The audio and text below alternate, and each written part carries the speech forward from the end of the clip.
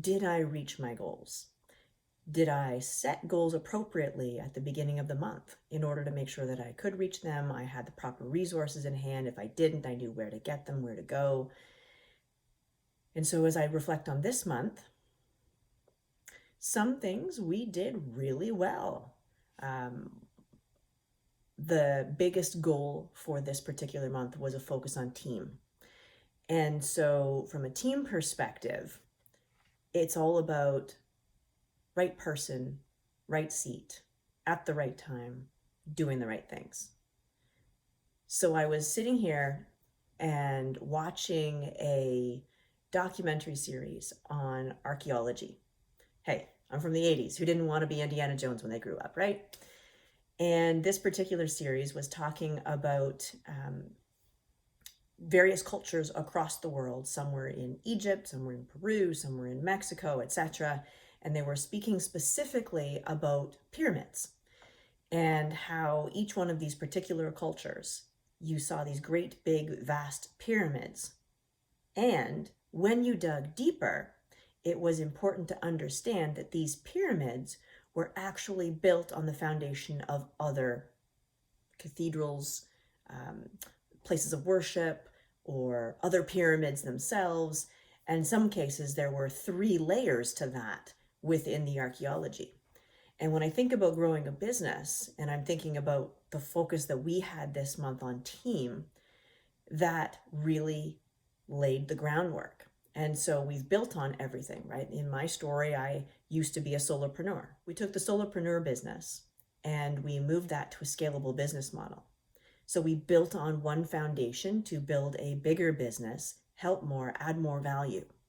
And on that foundation, we have now iterated yet again as we continue our growth path to make sure that we are able to scale and grow and figure out what subject matter experts we need in which seats. And so right person, right seat was the theme for this particular month. And as I come to the end of the month and I'm looking at it, I'm thinking we have actually made good progress. I'm very excited about we're about 80% the way there, and I know the month is not over yet. So it's a good idea. It's looking forward. And so how did we do that? We really focused in on defining our accountability chart, not our org chart, not the reporting lines, but the accountability chart. So who owns what, who is responsible for what, making sure that we have clarity in a job description for that. And so that doesn't necessarily need to be a formalized piece, although I do like to have documents around so that we can reference back. And as an owner and a CEO, as I continue to grow my team, it is very important for me to make sure that I don't have that urge to hold on to control.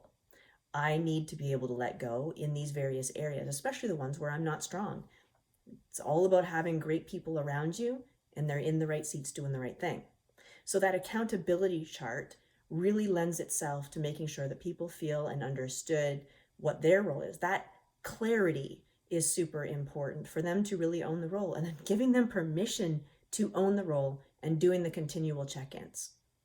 One of the other things that will be fixed next month, but it wasn't the focus for this month, but I've kind of been planting the seeds for it as the conversations go, is that our current meeting structure in the week will be shifting and changing because we're shifting the org chart. We're shifting the accountability chart to make sure that we have everybody doing what they need to be doing.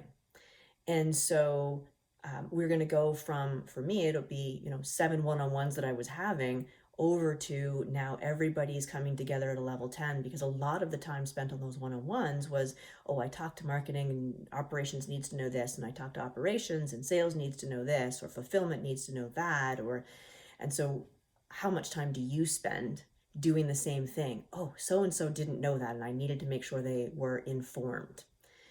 And what systems do you put in place to make sure that each running conversation, there's no missing threads, there's no open loops?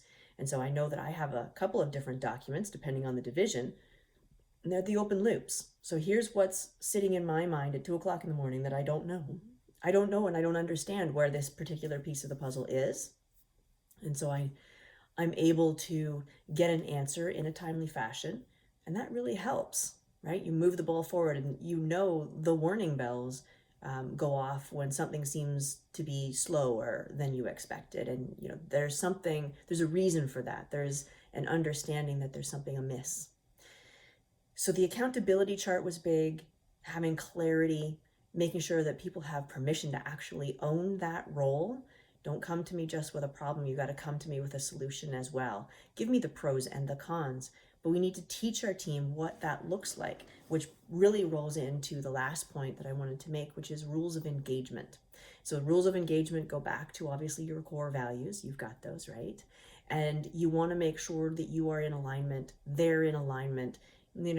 If I have a member of my team who is fractional, as you know, for example, my COO is fractional. So, okay, I know that on 2 days out of the 3 in the week, she's going to be less responsive because she's working on other things. And that's okay.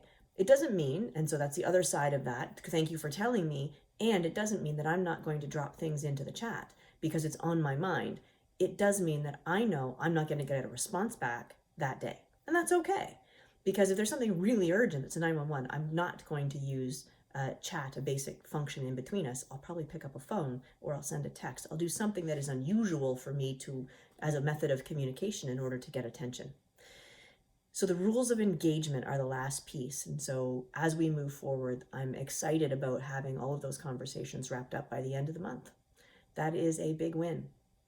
Not so much of a win, obviously, when you focus on some areas, other areas don't go as planned. And so we didn't make the sales number that we were hoping to yet. There is still time to do that.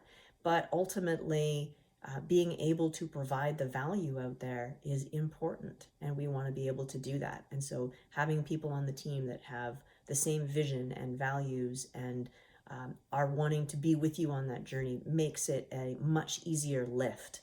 And frankly, I love coming in. I've got a meeting with my team in about half an hour. I'm very excited about it. They're wonderful people. So the end of the month is coming close. How close are you to your goals? Now we've got how many days left in the month when you're watching this?